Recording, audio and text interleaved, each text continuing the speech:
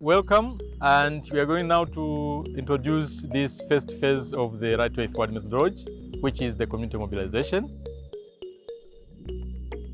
So what is the community mobilization? The community mobilization phase is actually a phase which helps organizations and representatives of the community to be able to engage into constructive and effective mobilization process that will help the representatives of the community and the other community members to be able to demand their rights, to be able to advocate for the changes that they want to see in their own context.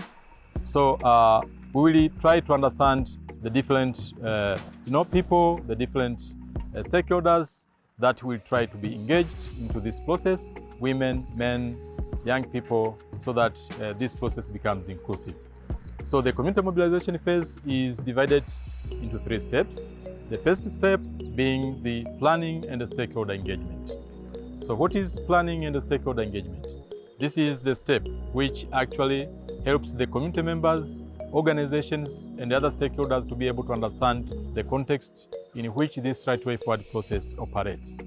So they are trying to understand what kind of stakeholders are there, what kind of duty bearers are there, who should we engage as we try to achieve the changes that we want to see.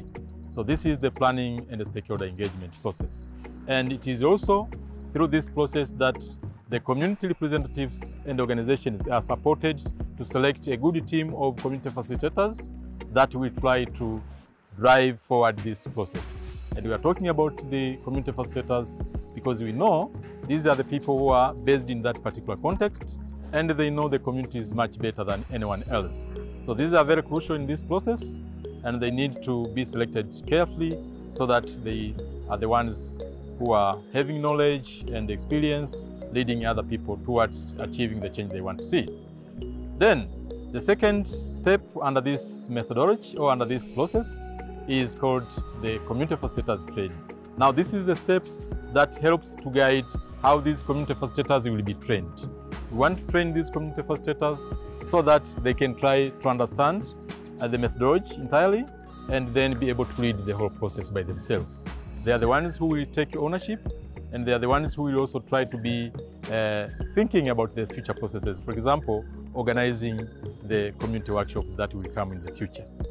This is the role of the community facilitators, and the community facilitators need to be a mix of different categories of people, gender-wise, in terms of old people, young people, and this is basically because of sharing knowledge and experiences in their own context. And the third step, which is the community workshop, is the step that brings a wider range of stakeholders from the community for the purpose of having a discussion around the issues that face that particular context. They try to discuss and analyze the issues that face them, and then eventually they make a priority of issues. And out of this priority, that's where they create what issues they want to focus on by themselves, but also what issues they want to invite others and other stakeholders to come and support them in the realization of their goal. So this, in summary, is what we call the community action plan, which documents those issues that the community will prioritize as their focus so that they can be able to achieve the change they want to see in their context. So in summary, the community mobilization phase is divided into 3 steps, as I mentioned. The first one being the planning and stakeholder engagement, the second one being the community facilitators training, and finally, the community workshop. Thank you so much.